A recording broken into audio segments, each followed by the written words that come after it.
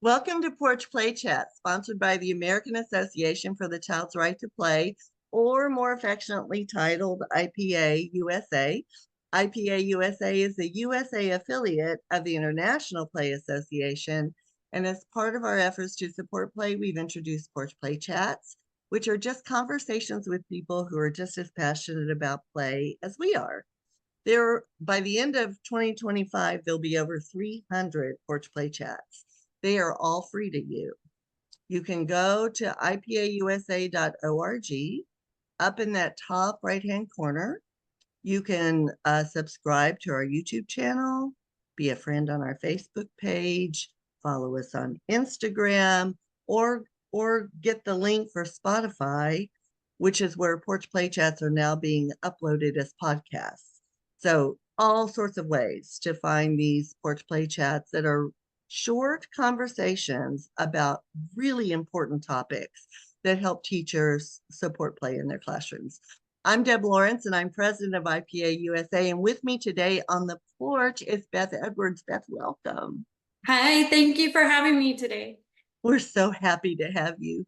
Beth Edwards has a master's degree in early childhood and brings over 35 years of experience in early childhood education. And as a dedicated play advocate, trainer, and conference presenter, Beth is passionate about fostering best practices in play-based learning and connecting children to nature and designing unique indoor and outdoor environments to spark curiosity and wonder. Currently, she serves as the director of Out to Play, an organization that raises funds for outdoor learning environments for programs in underserved communities. And she's also doing work with the Texas Nature Network. So I have to tell you how I learned about Beth and came to love her. Beth wrote the most amazing white paper on Piaget's play schemas, which if you work with infants, toddlers, or preschoolers, you need to read. And it's in the white paper. So if you go to IPAUSA.org/white paper, you can get 47 rich, amazing articles, including Beth's, on relevant topics to support children's play. So please do that. But the one I'm so excited that Beth is going to talk about today is Toddler Play Schema. It looks like throwing things, but is it? And it's such a great thing. So because I think so many people know Piaget and know the 4 stages, they have no idea about the depth of Piaget's work and those play schemas. So can you just briefly describe what a schema is, and then can we go through them? Yes, we sure can. I would love to.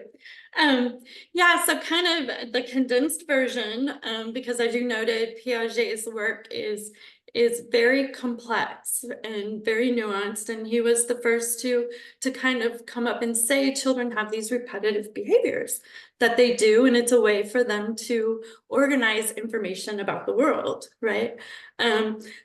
The play schemas, as I'm going to describe them to you, really comes from Chris Apathy's work. She took Piaget's work and then studied it further through the Froebel Institute. So she's further defined them and categorized them based off of all of Piaget's work. So that's how the two are kind of interconnected. So what a play schema is, as it relates to toddlers and preschoolers, are just these repetitive urges that toddlers have for certain behaviors. And it starts kind of in late infancy.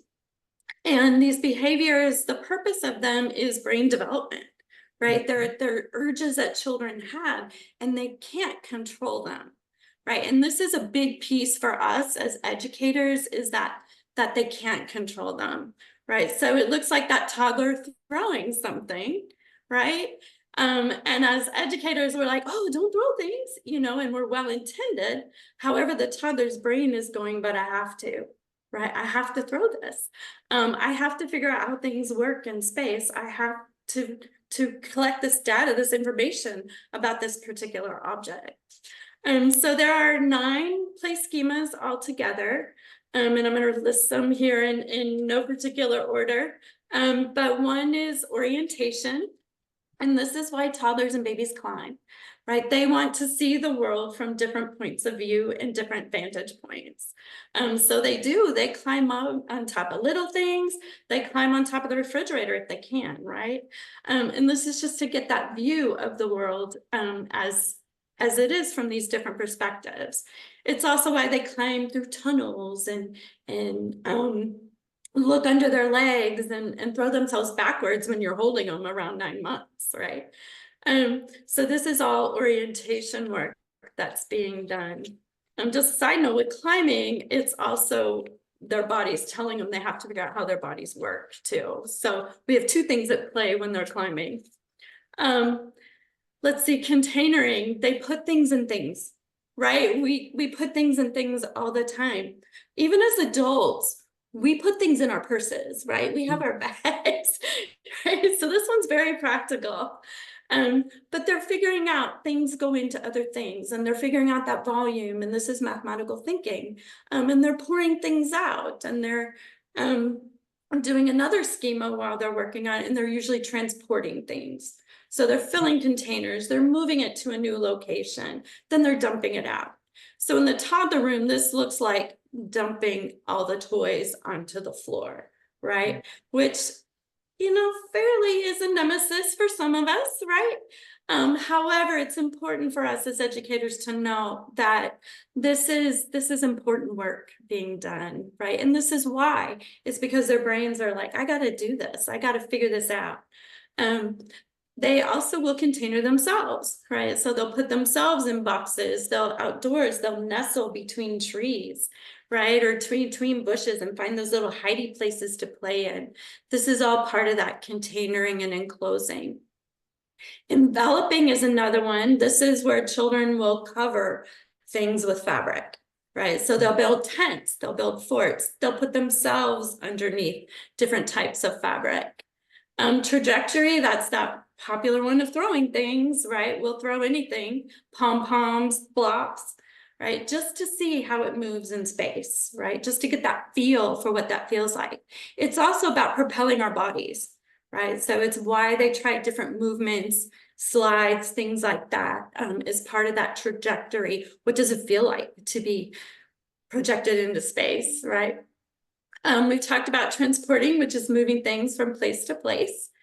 Then we also have connection, which is why children like to stack things, right? So it's Legos, it's connecting blocks together, anything that they can connect, they will do. Tape, right? Tape and boxes in your 3-year-old classroom, you're done for the day. You're just done, right? Because they want to, yes, they want to do that work. Right. Another one is rotation. This is children spinning, right? They love to spin. They love to roll down hills. They love to do somersaults at a certain age. But they're also drawn to things that are circular, right? So even just collecting buttons and rocks and things that are round, you'll notice children doing that, and even making circular patterns. If they're playing with loose parts and that kind of thing, you'll see that rotation at work. And then the last one here is positioning, which is simply lining things up, right? I can remember when my son was 18 months old, we had a collection of Matchbox cars, and he took those Matchbox cars and he lined them up across the living room from one end to the other. And I was like, oh my gosh, he's brilliant, right? He's so brilliant. And then it's like, no, he is. But it's positioning at work, right? It's his brain developing. So he was lining those cars up. So I have to tell you, when my grandchildren would come over, one of my stepchildren, when he was growing up, I bet we have 400 Matchbox cars in a basket. And so Rory and Reagan and Leah, which were here regularly because they live closest, would just for 45 minutes take the cars out and position them and line them up.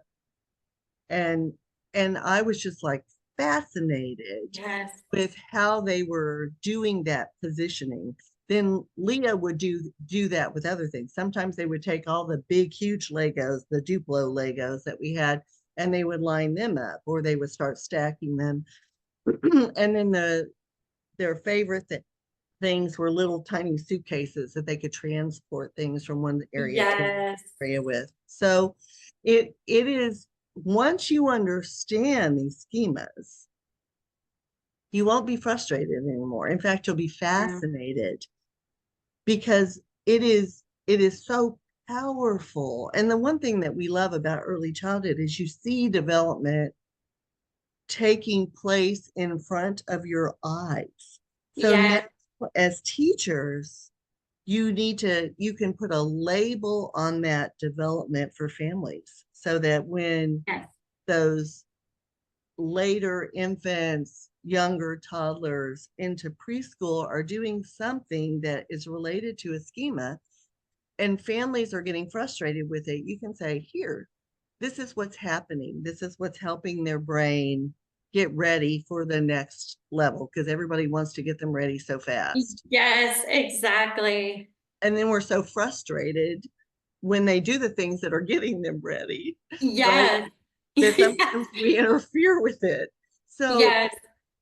I think the lesson about schemas is that you first read Beth's article, because she really did an amazing job of Oh, making them thank so you. simple to understand, and then put a list up in your classroom so that, Mhm. as those infants, young toddlers, older toddlers, and preschoolers are doing them, you have the language to Mhm. explain to families what's happening and why they need to encourage it at home. So that's why this is Yes, so important in development. My it question, is. And it's something too, we can't stop it. no, Right. And it's this is why we get frustrated driven. because it's Yeah, an they're urge. Right. driven. They have to. It's innate. And Mhm. when we try to stop it, we're squelching that play. We're squelching that learning that they can't stop. And imagine if you're a little one, the the dilemma you're in, right? Because they do, they want to please, right? They want to make their adult happy, but at the same time, their body is overpowering that urge, right? And if we don't have that knowledge, we're creating our own conflict there with the Yeah, little one, that yeah, we don't mean. right. And so then, once, because they're being driven inside, it's Yes. it's their it's their development. And they're gonna test that development and want to practice that development. And we Yes. know that they get stronger brain connections when they repeat things over and over again. Hmm. It would Hmm. be so funny, in the toddler room when I was a director of early care and education programs, the teachers would come to me and say, can we just move the sink higher? Can we please just move? I said, no. Well, they're driving me crazy because they're turning on the water, turning off the water, turning on the water, turning off the water, turning on the water. And I said, well, so give them water to play with, and let's give them something else that they can do that with. So sometimes you need to find a way that for your Yes. sanity and everybody's sanity, that they can do these behaviors, these schemas that they need, that, so for example, when they wanted to throw things, so they were Hmm. throwing blocks, and they were throwing Legos, and they were throwing this.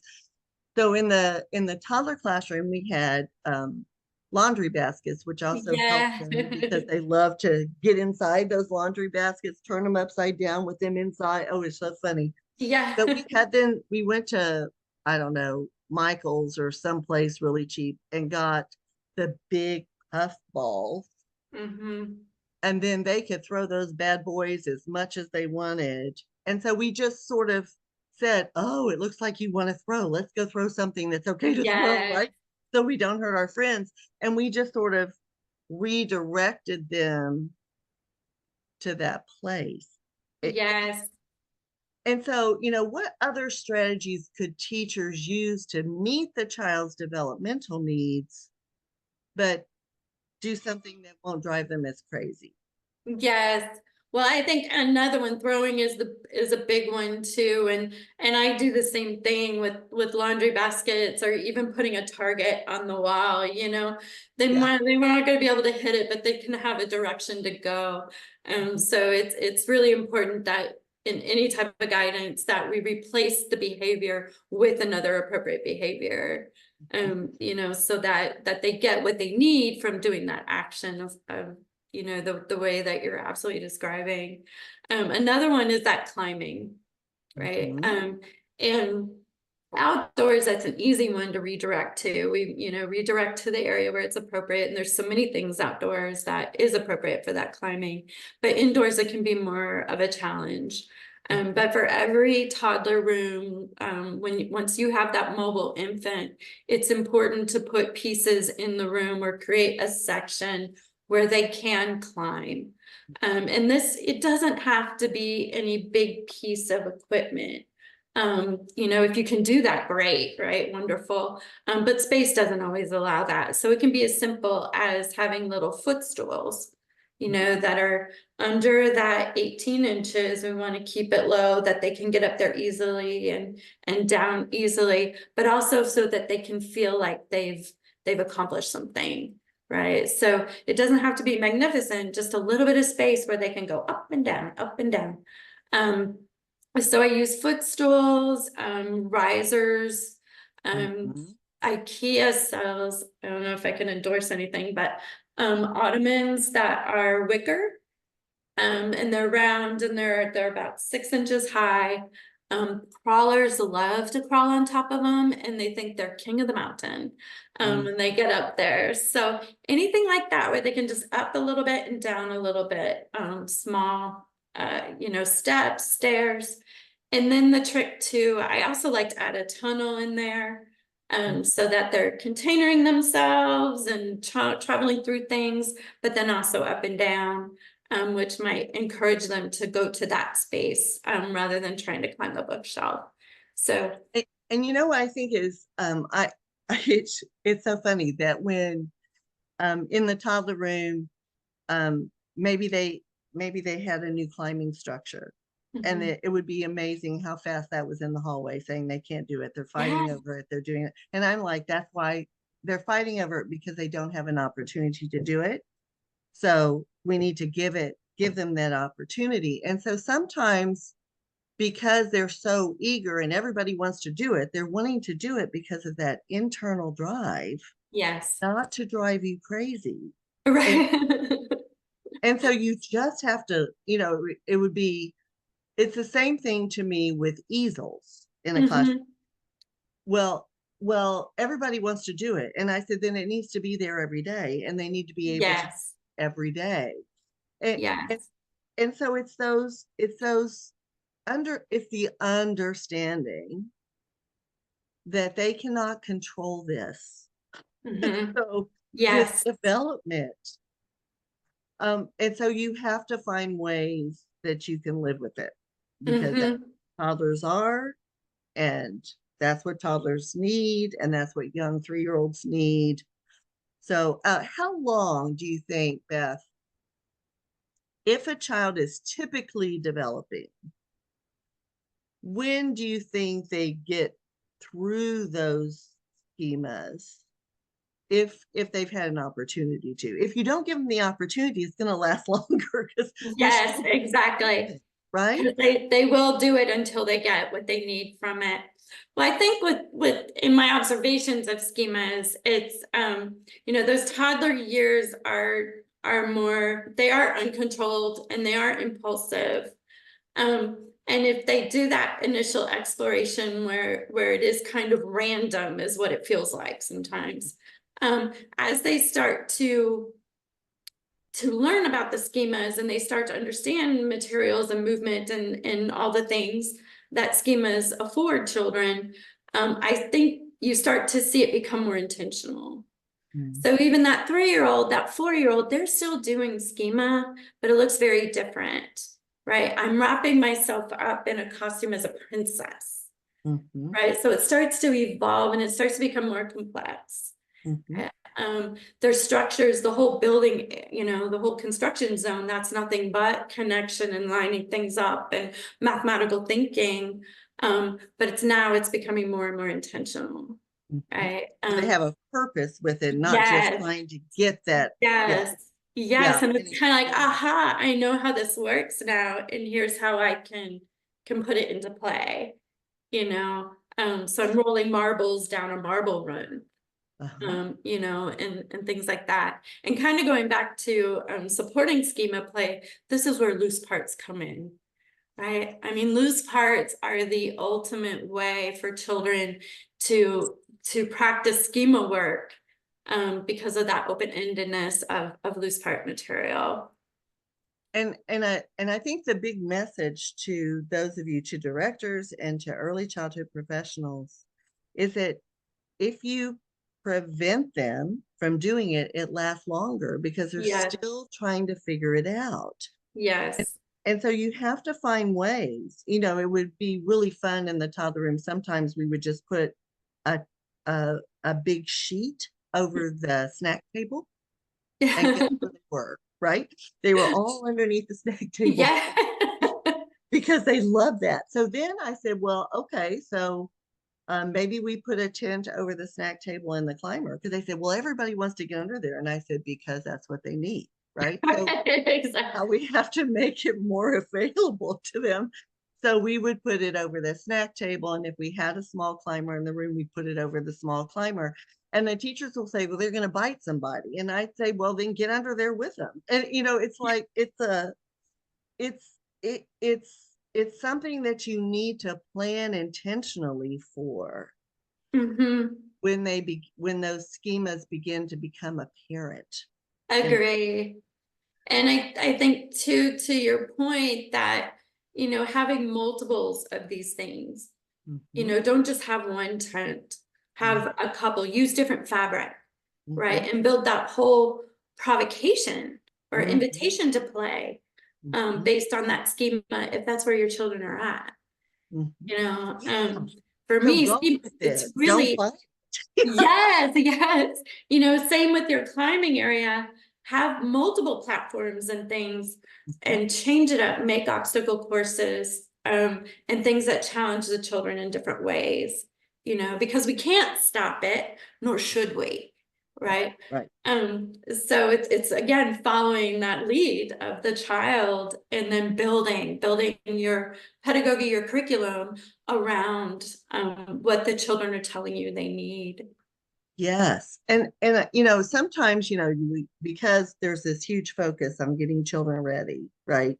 So we're going to do the letter of the week and the color of the week in the toddler room. Please don't do that. Do schemas. No, That's what they need. no, yeah, The letter and the color of the week. I mean, you can teach colors by saying, wow, you have on beautiful blue pants today. Or yes, yes, on blue pants. You don't need to sit down. This is blue. Please. That is wasting your time and toddler's time and frustrating them because you're not meeting them where they are. yeah, So we need to get back to what that age group needs, not what they need when they're 4, because they're just 1 and they're just 2. And these are the building blocks of all that stuff that they're going yes, to need to have later.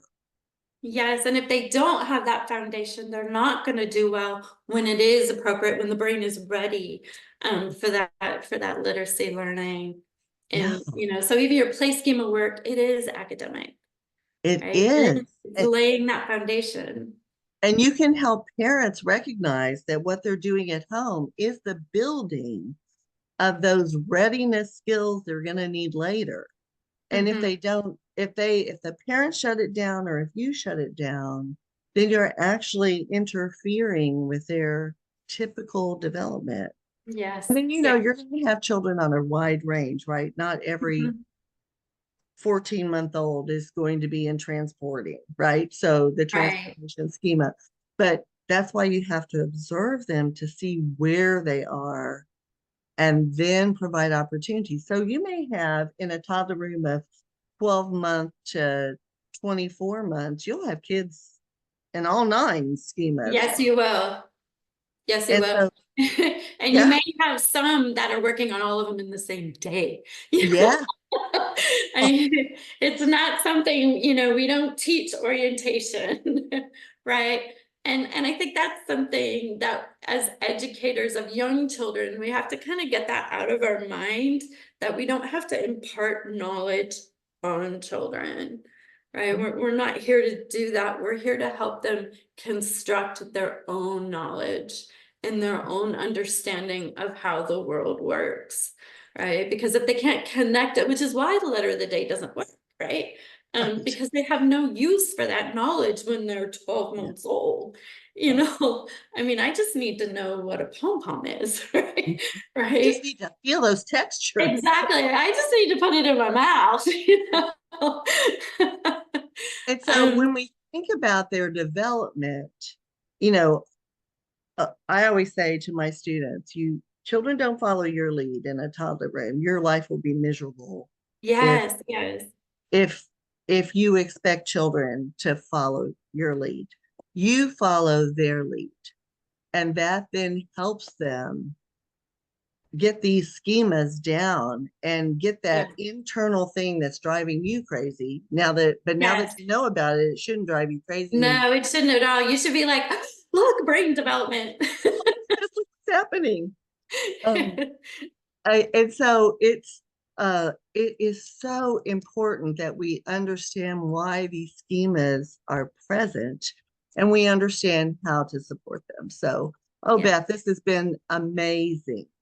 Thank It's you. been a joy for me too. Thank you so much. And I hope you'll come back and help us deepen our understanding about so that we can help families in a preschool classroom understand the the building blocks that Yeah. children are doing. So now they learned that here and now they're building on it here.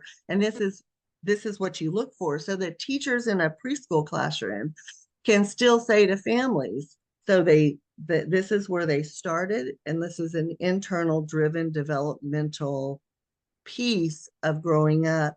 And now Mhm. look what they're doing with it so that you Yes. can use the words and the language to explain exactly what is happening and what that's going to help them with in the future. So that's the next one. Can There we? we go.